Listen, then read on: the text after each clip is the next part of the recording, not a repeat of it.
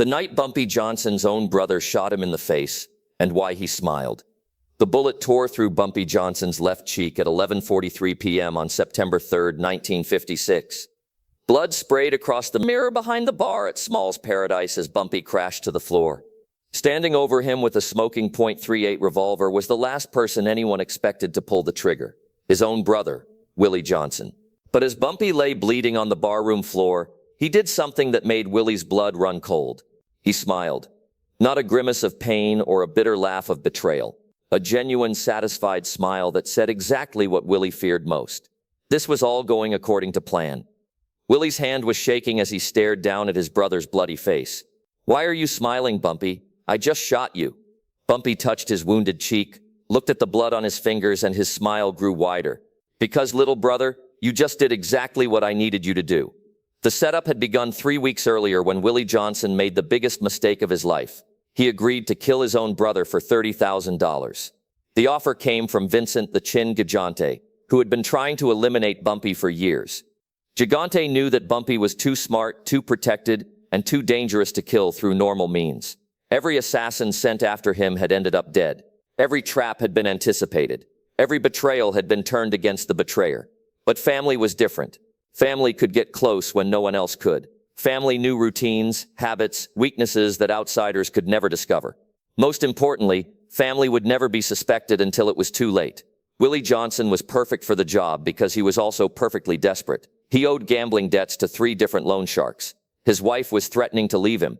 His children barely knew him because he spent more time running numbers than being a father. And worst of all, he lived in the shadow of his famous older brother, always being compared to Bumpy, always coming up short. $30,000. Gigante had told Willie during their secret meeting in a Queens restaurant. "Enough to pay your debts, save your marriage, and start fresh somewhere else. All you have to do is wait for the right moment and put a bullet in your brother's head." Willie had tried to say no. He really had. But $30,000 was more money than he had ever seen in his life. And Gigante made it clear that refusing wasn't really an option. Willie owed money to people Gigante controlled. If Willie didn't kill Bumpy, Gigante would make sure Willie died slowly and painfully. So Willie agreed to murder the brother who had protected him, supported him, and loved him his entire life. But Willie Johnson had made one critical error in judgment. He assumed that Bumpy was as naive about family loyalty as Willie himself had proven to be. Bumpy Johnson had built his empire by understanding human nature better than anyone else in Harlem. He knew that every person had a price, every relationship had limits, and every ally could become an enemy under the right circumstances. He had survived 30 years in organized crime, not by trusting people, but by preparing for their inevitable betrayals. That's why Bumpy had been watching Willie for months, documenting his meetings with loan sharks, his gambling losses, his desperate financial situation.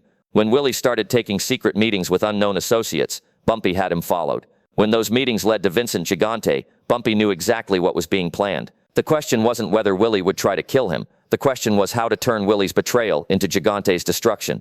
The answer was elegant in its simplicity. Let Willie shoot him, but control when, where, and how it happened. On September 3, 1956, Bumpy had arranged for Small's Paradise to be nearly empty, except for 3 very specific witnesses. Dr. Abraham Kessler, who had been treating gunshot wounds in Harlem for 20 years, Julius Junie Bird Jackson, Bumpy's most trusted lieutenant, and Detective Raymond Sullivan, one of the few honest cops in the NYPD. Bumpy had also arranged for Willie to have access to a very specific gun, a .38 revolver that had been modified by a gunsmith to fire bullets with reduced powder charges. The bullets would cause painful but non-fatal wounds, creating dramatic blood loss without causing permanent damage. When Willie pulled the trigger that night, he thought he was committing murder. In reality, he was participating in the most sophisticated frame-up in organized crime history. "You shot me in the face, Willie," Bumpy said, slowly getting to his feet despite the blood streaming down his cheek. "In front of witnesses. That's attempted murder." Willie's face went pale as he realized what had happened. "Bumpy, I didn't mean to. I was forced to. I know exactly who forced you. Vincent Gigante. He paid you $30,000 to kill me." Dr. Kessler was already cleaning Bumpy's wound, confirming that it was superficial despite the impressive amount of blood. Detective Sullivan was writing down every word of Willie's confession. Junie Bird was taking photographs of the gun, the blood, and Willie's shocked expression. "But here's what Vincent didn't tell you, little brother. That $30,000 he paid you, it's counterfeit. Every single bill. We've been tracking those fake bills for months, waiting to see who Gigante would give them to." Willie pulled out the envelope of money Gigante had given him. Even in the dim light of the bar, he could see that the bills looked wrong. Slightly too green, slightly too smooth. Obviously fake, once you knew what to look for. So not only did you try to murder me for free, Bumpy continued, but you're also in possession of counterfeit federal currency. That's a federal crime, Willie. 20 years in prison, minimum. Willie collapsed into a chair, the gun falling from his nerveless fingers. He had betrayed his brother, attempted murder, and committed a federal crime, all for money that was worthless. What happens now? Willie whispered. Bumpy looked at his brother, weak, desperate, foolish, but still family. Now you're going to help me destroy Vincent Gigante, and if you do exactly what I tell you, maybe you'll live long enough to regret what you did tonight. The plan Bumpy outlined was masterful in its complexity. Willie would return to Gigante and report that the assassination attempt had failed. Bumpy had been wounded but not killed. Gigante, frustrated by another failure, would demand that Willie try again. But this time, Bumpy would be ready with a trap that would eliminate Gigante permanently. Willie would wear a wire provided by Detective Sullivan. Every conversation with Gigante would be recorded. Every meeting would be documented. Every crime Gigante committed or discussed would be captured on tape. Within 6 months, the FBI had enough evidence to arrest Vincent Gigante for conspiracy to commit murder, counterfeiting federal currency, and running a criminal enterprise. The recordings Willie made became the cornerstone of the prosecution's case. Gigante was sentenced to 35 years in federal prison. He died behind bars in 1978, never knowing that his own plan to use family against family had been turned against him. Willie Johnson served 2 years in a minimum security federal prison for his role in the counterfeiting scheme. When he was released, he moved to Detroit and spent the rest of his life working as a mechanic, never returning to New York or speaking to his brother again.